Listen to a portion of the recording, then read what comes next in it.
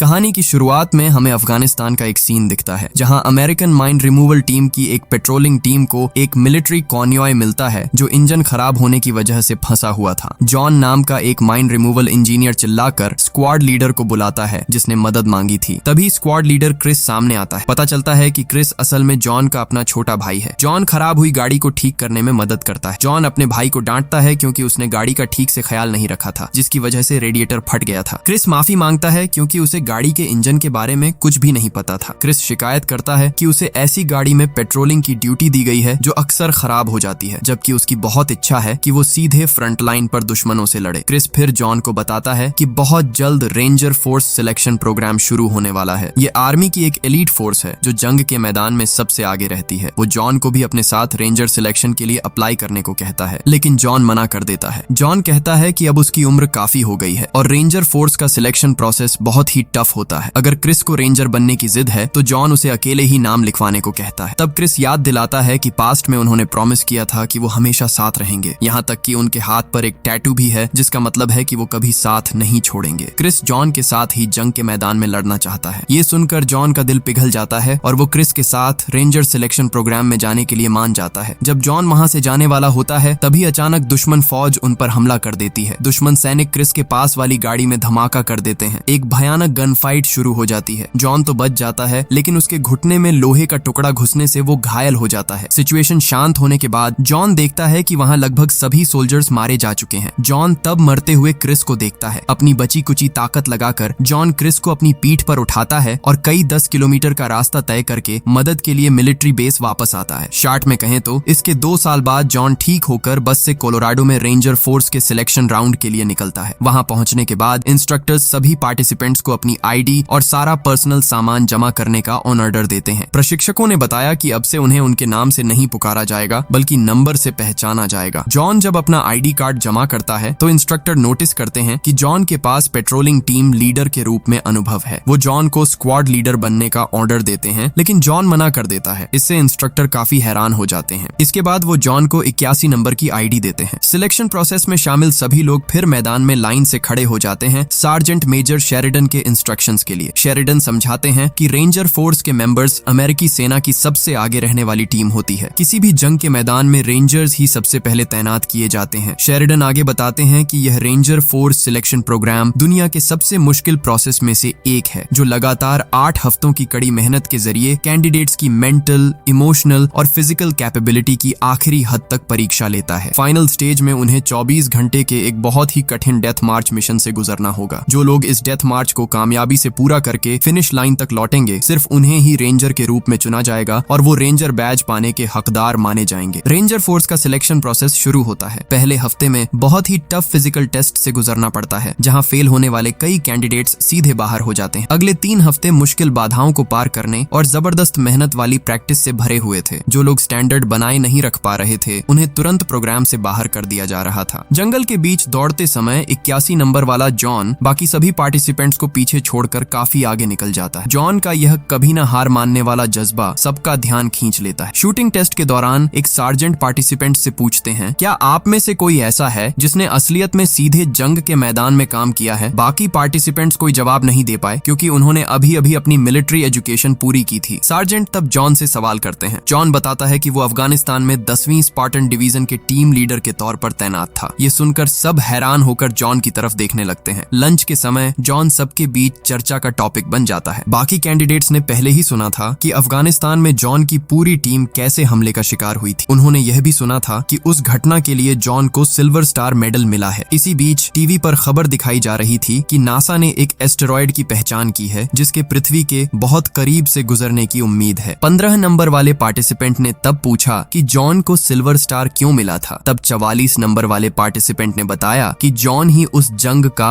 अकेला जिंदा बचा हुआ सोल्जर था। उन्होंने अपने मरते हुए भाई की बॉडी को 16 किलोमीटर तक उठाकर मिलिट्री बेस पहुंचाया था। उत्सुक होकर 15 नंबर वाले ने सीधे जॉन से पूछ लिया कि क्या यह कहानी सच है, लेकिन जॉन बिना कोई जवाब दिए चुप रहता है। तभी एक ऑफिसर आकर खाने के समय शोर मचाने के लिए 15 नंबर को डांट लगाते हैं। उस रात 7 नंबर वाला नोटिस करता है कि जॉन की आंखों में नींद नहीं है। अगले दिन रेस्ट के समय 7 नंबर वाला जॉन के हाथ के टैटू के बारे में पूछता है, क्या इस टैटू का मतलब कभी हार मत मानो है? जॉन चौंक जाता है। वो पलट कर पूछता है कि 7 नंबर को इसका मतलब कैसे पता चला, लेकिन जवाब देने से पहले ही ऑफिसर उन्हें फिर से दौड़ने का ऑर्डर दे देते हैं। छठे हफ्ते में पार्टिसिपेंट्स को रस्सी पर चढ़ना, बैरिकेड तोड़कर आगे बढ़ना और शूटिंग की मुश्किल प्रैक्टिस करनी पड़ती है। कई लोग इसमें फेल होकर बाहर हो जाते हैं। रात में जॉन फिर से उसी पुराने बुरे सपने में खो जाता है जहां उसका भाई मौत से जंग लड़ रहा था। कुछ देर बाद ऑफिसर आकर सबको आखिरी हफ्ते के टेस्ट के लिए तैयार होने को कहते हैं। अगले टेस्ट में पार्टिसिपेंट्स को भारी वजन उठाकर तालाब के नीचे से पैदल चलकर जाना था। बहुत से लोग बीच में ही हार मान लेते हैं। जॉन जब पानी के नीचे चल रहा था तो उसे अपने भाई की उस मरती हुई बॉडी को ढोने की यादें आने लगती हैं। वही यादें उसे आगे की तरफ धकेलती हैं। हालांकि आखिर में सांस फूलने की वजह से वो बेहोश हो जाता है। किस्मत से 7 नंबर वाला उसे बचा लेता है। दूर से शेरिडन जॉन की गजब की जिद देखकर इंप्रेस हो जाते हैं। वो अपने असिस्टेंट सार्जेंट सैंतोरेस को ऑर्डर देते हैं कि जॉन को उनके ऑफिस में बुलाया जाए। शॉर्ट में कहें तो वेटिंग रूम में बैठे हुए जॉन न्यूज में देखता है कि पृथ्वी की तरफ आने वाला वो एस्टेरॉयड अजीब तरह से कई टुकड़ों में टूट गया है। इसके बाद जॉन शेरिडन के ऑफिस में मिलने जाता है। हैरानी की बात यह है कि शेरिडन जॉन को इस सिलेक्शन प्रोसेस से हटने का ऑर्डर देते हैं। जॉन मजबूती से इसे मना कर देता है क्योंकि वो किसी भी टेस्ट में फेल नहीं हुआ था। सैंतोरेस तब समझाते हैं कि सीनियर अथॉरिटी जॉन की फिजिकल कैपेबिलिटी पर शक नहीं कर रही है, बल्कि वो जॉन की मेंटल कंडीशन को लेकर फिक्रमंद है। इंस्ट्रक्टर्स ने रिपोर्ट दी है कि जॉन रात को ठीक से सोता नहीं है और बाकी पार्टिसिपेंट्स के साथ कोई कांटेक्ट नहीं रखता। सैंतोरेस यह भी बताते हैं कि टीम लीडर बनने का ऑफर भी जॉन ने ठुकरा दिया था। शेरिडन कहते हैं वो जानते हैं कि अफगानिस्तान वाली वो घटना जॉन के लिए कितनी दर्दनाक थी। जॉन को छुट्टी लेकर लॉन्ग टर्म थेरेपी लेनी चाहिए थी, लेकिन ठीक होते ही उसने रेंजर फोर्स में नाम लिखवा लिया। जॉन जवाब में सिर्फ इतना कहता है कि इस वक्त उसका एकमात्र मकसद रेंजर फोर्स का मेंबर बनना है। शेरिडन तब समझाते हैं कि अगर वो जॉन को अभी बाहर कर देते हैं तो जॉन अपनी पूरी लाइफ में फिर कभी इस सिलेक्शन प्रोसेस के लिए अप्लाई नहीं कर पाएगा। शेरिडन जॉन को खुद से इस्तीफा देने को कहते हैं। जॉन की हालत देखकर शेरिडन को उस पर दया आती है। वो कहते हैं कि सबसे ताकतवर मशीन की भी एक लिमिट होती है, लेकिन जॉन अभी भी अपनी जिद पर अड़ा रहता है और इस्तीफा देने से साफ मना कर देता है। शॉर्ट में कहें तो आखिरी हफ्ते के सिलेक्शन राउंड में भी जॉन कामयाबी के साथ पास हो जाता है। जॉन और कुछ दूसरे पास हुए कैंडिडेट्स अब अपने फाइनल मिशन में हिस्सा लेंगे। सैंतोरेस समझाते हैं कि इस सिलेक्शन प्रोसेस का आखिरी स्टेप एक फील्ड ड्यूटी सिमुलेशन यानी नकली जंग का माहौल है। इस सिमुलेशन की कहानी ये है कि दुश्मन के इलाके में एक सीक्रेट प्लेन क्रैश हो गया है और रेंजर्स का काम उस प्लेन के पायलट को ढूंढना और उसे बचाना है। उन्हें प्लेन के मलबे की लोकेशन का पता लगाना होगा और उसे तबाह करना होगा ताकि उसके अंदर की कोई भी जानकारी दुश्मन के हाथ न लगे। इसके बाद पार्टिसिपेंट्स को पास के एक गांव से बंदी बनाए गए पायलट को छुड़ाना होगा। इस मिशन के लिए उन्हें एक्सप्लोसिव डमी बुलेट्स वाले हथियार और एक रेडियो कम्युनिकेशन सेट दिया जाता है। सैंतोरेस जॉन को इस टीम का लीडर और 7 नंबर को डिप्टी लीडर चुनते हैं। वो सबको वार्निंग देते हैं कि इंस्ट्रक्टर्स दुश्मन बनकर उन पर अचानक हमला करेंगे। अगर पार्टिसिपेंट्स पकड़े जाते हैं या मिशन पूरा नहीं कर पाते तो उन सबको फेल माना जाएगा। शेरिडन अनाउंस करते हैं कि अगर वो सक्सेसफुली मिशन पूरा करके फिनिश लाइन तक लौट आते हैं तो वो खुद उनके कंधे पर रेंजर बैज लगाएंगे। शॉर्ट में कहें तो इसके बाद पार्टिसिपेंट्स को मिशन के लिए हेलीकॉप्टर में बैठाया जाता है। 2 हेलीकॉप्टर रॉकी माउंटेन के ऊपर से उड़ने लगते हैं। रास्ते में वो एक माइनिंग एरिया पार करते हैं। लैंडिंग जोन पर पहुंचने के बाद पार्टिसिपेंट्स रस्सी के सहारे नीचे उतरते हैं। सबके उतरने के बाद जॉन सबको तेजी से आगे बढ़ने का ऑर्डर देता है। वो पहाड़ी रास्तों पर चलने लगते हैं। रात में आराम करते समय अचानक एक तेज कंपन महसूस होता है। वो अपने सिर के ऊपर से कुछ गुजरता हुआ देखते हैं। उन्हें लगता है कि शायद इंस्ट्रक्टर्स उन्हें डराने के लिए ये सब कर रहे हैं। जॉन सबको तुरंत सफर शुरू करने के लिए कहता है। अगली सुबह उन्हें दूर से एक अजीब सा प्लेन गिरा हुआ दिखता है। वो कंफर्म हो जाते हैं कि यही वो टारगेट है जिसे उन्हें तबाह करना है। जॉन अपनी टीम के मेंबर्स को हेडक्वार्टर में मिशन की प्रोग्रेस रिपोर्ट करने को कहता है। जब वो अपनी रणनीति बना रहे थे तभी एक पार्टिसिपेंट बताता है कि टारगेट प्लेन अपनी असली लोकेशन से कई 100 मीटर दूर खिसका हुआ है। जॉन तब नोटिस करता है कि उसके हाथ का कंपास भी अब काम नहीं कर रहा है। कम्युनिकेशन सेट ले जाने वाला मेंबर तब रिपोर्ट करता है कि संपर्क टूट गया है। कोई सिग्नल न होने की वजह से उन्हें यकीन हो जाता है कि ये सब इंस्ट्रक्टर्स की चाल है ताकि उनका ध्यान भटकाया जा सके। जॉन सबको जल्दी से तैयार होने और मिशन पूरा करने का ऑर्डर देता है। हर कोई अपनी तय की गई लोकेशन की तरफ बढ़ने लगता है। बॉम्बिंग स्क्वाड के कुछ मेंबर्स एक्सप्लोसिव्स लेकर प्लेन को उड़ाने के लिए तैयार होते हैं। आसपास नजर रखते समय जॉन को दूर से एक अजीब सी रोशनी की चमक दिखाई देती है। जॉन 7 नंबर को मिशन जारी रखने की जिम्मेदारी देकर खुद उस रोशनी की जांच करने चला जाता है। जॉन जंगल के बीच से आगे बढ़कर नदी के किनारे एक प्लेन देखता है। जॉन हैरान रह जाता है क्योंकि यही उनका असली टारगेट प्लेन था, पिछला वाला नहीं। वो दूसरों को वार्न करने के लिए तेजी से दौड़कर वापस जाता है। उधर दूसरी जगह बॉम्बिंग स्क्वाड प्लेन पर एक्सप्लोसिव्स लगाकर उसे उड़ा देता है। हैरानी की बात यह थी कि धमाके के बाद भी प्लेन को कुछ नहीं होता। अचानक प्लेन जलने लगता लगता है और हिलते हुए एक रोबोट में बदल जाता है। रोबोट आसपास के इलाके को स्कैन करना शुरू करता है। पास में मौजूद कुछ सोल्जर्स को पहचानते ही रोबोट बेरहमी से उन पर गोलियां चलाने लगता है। रोबोट की लगातार फायरिंग के सामने सब अपनी जान बचाने के लिए इधर उधर भागने लगते हैं। जॉन एक सोल्जर को बचाता है और सबको भागकर खुद की रक्षा करने का ऑर्डर देता है। वो सब एक पहाड़ी घाटी के आखिरी छोर पर फंस जाते हैं। पीछे से रोबोट एक ग्रेनेड बॉल फेंकता है। उसके फटने से सब उछलकर घाटी के नीचे जा गिरते हैं। खाई के नीचे पहुंचने के बाद जॉन अपनी एक टूटी हुई उंगली को खुद सीधा करता है। इसके बाद वो अपने एक साथी को खींचकर निकालने की कोशिश करता है जिसके शरीर में पेड़ की टहनी घुस गई थी, लेकिन आखिर में वो सोल्जर मर जाता है। 7 नंबर का पैर टूट गया है ये देखकर जॉन उसे खींचकर पहाड़ के किनारे ले आता है। 7 नंबर बताता है कि कम्युनिकेशन सेट वाला मेंबर ऊपर ही रह गया है। कांटेक्ट करने के लिए उस मशीन की जरूरत थी, इसलिए जॉन अकेला ही फिर से ऊपर चढ़ जाता है। ऊपर पहुंचकर जॉन देखता है कि वो मेंबर मर चुका है और रेडियो पूरी तरह से बर्बाद हो गया है। दूर से जॉन देखता है कि रोबोट एक जिंदा सोल्जर को बड़ी बेरहमी से गोली मार रहा है। रोबोट तब खाई की तरफ बढ़ने लगता है ताकि बचे हुए बाकी सोल्जर्स को पकड़ सके। जॉन तेजी से नीचे वापस आता है और सबको बताता है कि बातचीत के सारे साधन खत्म हो चुके हैं। वो सबको तुरंत वो जगह छोड़ने को कहता है क्योंकि रोबोट उन्हीं का शिकार करने आ रहा है। जॉन उन्हें अपने हथियार फेंक देने को कहता है क्योंकि उनमें सिर्फ डमी बुलेट्स थीं और रस्सी का इस्तेमाल करके घाटी की ओर गहराई में उतरने का निर्देश देता है। सब जॉन का ऑर्डर मानकर घाटी के नीचे उतरना शुरू करते हैं। एक सोल्जर जॉन को नीचे उतरने के लिए कहता है और बताता है कि वो खुद ऊपर रहकर पहरा देगा और घायल 7 नंबर को रस्सी की मदद से नीचे उतार देगा। जॉन नीचे उतर जाता है। जब वो सोल्जर 7 नंबर को नीचे उतार रहा था तभी जॉन नोटिस करता है कि उसके हाथ का कंपास फिर से काम करने लगा है। अचानक ऊपर से रोबोट आ जाता है और उस सोल्जर को गोली मार देता है जिससे 7 नंबर नीचे गिर जाता है। रोबोट अब घाटी के निचले हिस्से को स्कैन करना शुरू कर देता है। हालात खतरनाक देखकर जॉन सबको जंगल की ओर गहराई में भागने का ऑर्डर देता है। रोबोट जॉन और बाकी लोगों को निशाना बनाकर दर्जनों ग्रेनेड फेंकता है। काफी मुश्किल से जॉन और उसकी टीम जंगल के अंदर घुसकर अपनी जान बचाने में कामयाब होते हैं। माहौल थोड़ा शांत होने पर वो आराम करने के लिए रुकते हैं। जॉन बेहोश 7 नंबर को एक फोल्डिंग स्ट्रेचर पर लिटा देता है। 15 नंबर वाला सोल्जर डर के मारे अंदाजा लगाता है कि शायद ये सरकार का कोई एक्सपेरिमेंटल रोबोट है, लेकिन जॉन उसे समझाता है कि ये कोई सरकारी रोबोट नहीं है। यहाँ तक कि जॉन को यकीन है कि ये इंसानों का बनाया हुआ भी नहीं है क्योंकि उस रोबोट से एक अजीब तरह का मैग्नेटिक फील्ड निकल रहा है। जॉन सबको बताता है कि वो गलत टारगेट की तरफ चले गए थे। उनका असली टारगेट प्लेन जंगल के अंदर ही है। वो मदद के लिए सबको पास के गांव की तरफ बढ़ने का निर्देश देता है। कुछ देर चलने के बाद वो एक नदी के किनारे पहुंचते हैं। जॉन सबको अपने पास वाली रस्सियां निकालकर एक साथ जोड़ने का ऑर्डर देता है। एक सोल्जर को कंपास पर नजर रखने के लिए कहकर जॉन खुद रस्सी लेकर तेज बहाव वाली नदी तैरकर पार करने का फैसला करता है। बहुत तेज लहरों का मुकाबला करते हुए जॉन नदी के पार पहुंच जाता है और रस्सी का एक सिरा मजबूती से बांध देता है। इसके बाद वो दूसरों को पार आने के लिए कहता है। 15 नंबर तब 7 नंबर को लेकर नदी पार करना शुरू करता है, लेकिन बीच रास्ते में वो अटक जाते हैं और 7 नंबर गिरने ही वाला होता है। जॉन और बाकी लोग उनकी मदद करने में बिजी हो जाते हैं और कंपास की तरफ किसी का ध्यान नहीं रहता। ठीक उसी वक्त पीछे से रोबोट आकर उन पर अचानक फायरिंग शुरू कर देता है और उनके पार होने वाली रस्सी टूट जाती है। जॉन और बाकी लोग नदी के तेज बहाव में बहने लगते हैं। सामने ही एक विशाल झरना देखकर जॉन 7 नंबर को पकड़ने की पूरी कोशिश करता है, लेकिन लहरों के आगे वो बेबस हो जाते हैं और सब झरने से नीचे गिर जाते हैं। शॉर्ट में कहें तो जॉन और उसके साथी चमत्कारिक रूप से जिंदा बच जाते हैं। रोबोट अभी भी उनका पीछा नहीं छोड़ रहा है। ये समझकर जॉन सबको तेजी से आगे बढ़ने का ऑर्डर देता है। जंगल के अंदर जॉन को एक रस्सी वाला जाल दिखता है जिसके सिरे पर एक फ्लेयर लगा था। ये असल में इंस्ट्रक्टर्स का बिछाया हुआ एक जाल था जिसे देखकर उन्हें यकीन हो गया कि वो मंजिल यानी उस गांव के बहुत करीब पहुंच चुके हैं। कुछ देर बाद वो उस गांव पहुंचते हैं, लेकिन वहां जाकर देखते हैं कि पूरा इलाका खंडहर बन चुका है। गांव का हर इंसान रोबोट के हाथों बेरहमी से मारा जा चुका है। वहां का कम्युनिकेशन टावर भी तोड़ दिया गया है जिसकी वजह से वो कोई संपर्क नहीं कर पा रहे थे। 15 नंबर को जमीन पर पड़े कुछ कारतूस के डिब्बे मिलते हैं। गांव ऊंचाई पर होने की वजह से जॉन वहां से उस जगह को देख पाता है जहां रोबोट ने पहली बार उन पर हमला किया था। पीछे की तरफ देखते ही जॉन को पहाड़ की चोटी पर एक बहुत बड़ा गड्ढा दिखता है जिसे देखकर ऐसा लग रहा है कि ठीक वहीं पर एस्टेरॉयड जैसी कोई चीज गिरी है। सब तब उलझन में पड़ जाते हैं कि क्या उन पर हमला करने वाला यह रोबोट अंतरिक्ष से आया कोई एलियन है। एक सोल्जर को टीवी पर आई उस एस्टेरॉयड की खबर याद आती है। हो सकता है कि वह कोई मामूली पत्थर नहीं था बल्कि वही इस रोबोट को धरती पर लेकर आया है। जॉन सबको वहां मौजूद एक मिलिट्री गाड़ी को ठीक करके तुरंत भागने का ऑर्डर देता है क्योंकि समय बहुत कम है, लेकिन डर से सहमे हुए 15 नंबर कहते हैं कि उन्हें इस भयानक हालात को समझने के लिए थोड़ा वक्त चाहिए। वो यह भी कहते हैं कि वो सब आम इंसान हैं, जॉन की तरह जिद्दी और निडर नहीं, जिसने जंग के मैदान में भाई को बचाकर वीरता का मेडल पाया था। ये सुनकर सुनकर जॉन को बहुत गुस्सा आता है और वो सच बता देता है। जॉन बताता है कि असल में वो अपने भाई को बचाने में फेल हो गया था। भाई को लेकर बेस तक जाने के रास्ते में ही वो बेहोश हो गया था, जिसकी वजह से सही समय पर इलाज न मिलने से उसका भाई मर गया। जॉन समझ जाता है कि सब दिमागी तौर पर टूट चुके हैं, लेकिन पूरी दुनिया को इस रोबोटिक हमले से बचाने के लिए उन्हें अब भी बेस पहुंचकर सबको अलर्ट करना होगा। सब मिलकर कोशिश करते हैं और फंसी हुई गाड़ी को चालू कर देते हैं। जब वो 7 नंबर को गाड़ी में चढ़ा रहे थे, तभी देखते हैं कि पीछे वाला फ्लेयर जल उठा है। इसका मतलब है कि रोबोट एकदम करीब आ चुका है। वो जल्दी से गाड़ी में बैठ जाते हैं, लेकिन देखते हैं कि गाड़ी के हथियारों में कोई गोली नहीं है। 15 नंबर गोलियां लेने नीचे उतरता है, पर गाड़ी में वापस आने से पहले ही रोबोट उसे गोली मार देता है। मरने से ठीक पहले 15 नंबर गोलियों का बॉक्स गाड़ी के अंदर फेंक देता है। वो गाड़ी चलाते हुए रोबोट पर फायरिंग शुरू करते हैं, लेकिन उससे रोबोट का कुछ नहीं बिगड़ता। रोबोट पलटकर ग्रेनेड फेंकता है, जिससे गाड़ी उछलकर एक घाटी के किनारे पहुंच जाती है। किसी तरह वो वहां से निकलकर भागने की कोशिश करते हैं, लेकिन रोबोट ऊपर से कूदकर लेजर गन से उनका पीछा करने लगता है। जॉन एक बाजूका से रोबोट को रोकने की कोशिश करता है, पर वो फेल हो जाता है। रोबोट की लेजर बीम गाड़ी के अंदर घुस जाती है और 7 नंबर छिटक कर दूर जा गिरता है। जॉन तब पास के एक पहाड़ पर गोली चलाकर लैंडस्लाइड कर देता है, ताकि रोबोट पत्थरों के नीचे दब जाए, लेकिन तब तक गाड़ी का ड्राइवर मर चुका होता है और गाड़ी बेकाबू होकर पलट जाती है। कुछ देर बाद जब जॉन को होश आता है, तो वो देखता है कि सिर्फ वही जिंदा बचा है। वो मलबे के नीचे रोबोट को ढूंढने जाता है, लेकिन वहाँ सिर्फ रोबोट का थोड़ा सा हिस्सा पड़ा मिलता है। असली रोबोट वहाँ से भाग चुका है। दूर से जॉन देखता है कि रोबोट आसमान की तरफ किसी चीज से कांटेक्ट करने की कोशिश कर रहा है। उसी समय जॉन देखता है कि 7 नंबर अभी जिंदा है। जॉन उसे जगाता है। अचानक गाड़ी में रखी गोलियां फटने लगती हैं, जिससे रोबोट की नजर फिर से उन पर पड़ती है और वो उनकी तरफ बढ़ने लगता है। जॉन 7 नंबर को खींचकर जंगल में एक सेफ जगह पर ले जाता है। हालात इतने खराब देखकर जॉन मायूस हो जाता है और उसे समझ नहीं आता कि क्या करे। तभी होश में आने पर 7 नंबर जॉन को बताता है कि वो जॉन के भाई क्रिस को जानता था। वो दोनों एक ही टीम में थे। अफगानिस्तान के उस हमले के समय 7 नंबर छुट्टी पर था, इसलिए बच गया था। जॉन अफसोस करते हुए कहता है कि वो अपने भाई को भी नहीं बचा सका और इस बार भी सबको बचाने में फेल हो गया। 7 नंबर तब उसे हिम्मत देता है और कहता है कि जॉन फेल नहीं हुआ है। उसने जॉन की कभी ना हार मानने वाली जिद देखी है। जब तक जॉन हार नहीं मानता, तब तक उसे नाकाम नहीं कहा जा सकता। दूर से रोबोट अभी भी उनका पीछा कर रहा था। जॉन नोटिस करता है कि रोबोट की मशीन से फालतू गर्मी निकालने के लिए एक वेंटिलेशन वाल्व है। जॉन को पास ही एक माइनिंग एरिया की क्रेन दिखती है। उसके दिमाग में एक आइडिया आता है। वो 7 नंबर को वहीं रुकने को कहता है और खुद खदान की तरफ भागता है। वहां पहुंचकर जॉन लाइट्स ऑन कर देता है, कुछ एक्सप्लोसिव्स इकट्ठा करता है और पत्थर ढोने वाली क्रेन का रिमोट कंट्रोल हाथ में ले लेता है। इसके बाद वो एक फ्लेयर जलाकर रोबोट को अपनी तरफ बुलाता है। रोबोट खदान में पहुंचकर आसपास स्कैन करने लगता है। जॉन तभी रोबोट के नीचे रखे बमों में धमाका कर देता है, जिससे रोबोट खदान के गड्ढे में गिर जाता है। जॉन एक बुलडोजर चलाकर रोबोट को पहाड़ के किनारे की तरफ धकेलता है और क्रेन चालू कर देता है। इससे बहुत सारे पत्थर रोबोट के ऊपर गिर जाते हैं और उसका वेंटिलेशन वाला छेद बंद हो जाता है। अंदर बहुत ज्यादा गर्मी बढ़ जाने की वजह से एक लेवल पर आकर रोबोट धमाके के साथ टुकड़े टुकड़े हो जाता है। अगली सुबह जॉन 7 नंबर को कंधे पर उठाकर चलते हुए मिलिट्री बेस पहुंचता है, जहां रोबोटिक हमले के डर से आर्मी पहले से ही अलर्ट थी। जॉन आखिरकार फिनिश लाइन तक पहुंचने में कामयाब हो जाता है। मेडिकल टीम तुरंत आकर घायल 7 नंबर का इलाज शुरू करती है। शेरिडन और सांतोरेस जॉन के इस कारनामे को देखकर दंग रह जाते हैं। जॉन देखता है कि हेलीकॉप्टर से उस रोबोट का मलबा लाया जा रहा है। शेरिडन तब जॉन को बताते हैं कि ये रोबोट हमला सिर्फ यहाँ नहीं, बल्कि पूरी दुनिया में शुरू हो चुका है। सरकार का अंदाजा है कि लाखों रोबोट पृथ्वी की तरफ बढ़ रहे हैं। इस ग्लोबल क्राइसिस से निपटने के लिए दुनिया की सारी सेनाएं एक हो गई हैं। शेरिडन हैरानी से पूछते हैं कि जॉन ने बिना किसी हथियार के अकेले उस रोबोट को कैसे हराया। जॉन रोबोट की कमजोरी यानी वेंटिलेशन वाल्व के बारे में बताता है। गर्व के साथ शेरिडन तब जॉन के कंधे पर रेंजर बैज लगाते हैं। जॉन अब ऑफिशियली एक रेंजर बन चुका है। इसके बाद जॉन और बाकी रेंजर्स को इस रोबोटिक हमले को रोकने के लिए जंग के मैदान में सबसे आगे भेजा जाता है और यहीं पर यह कहानी खत्म हो जाती है।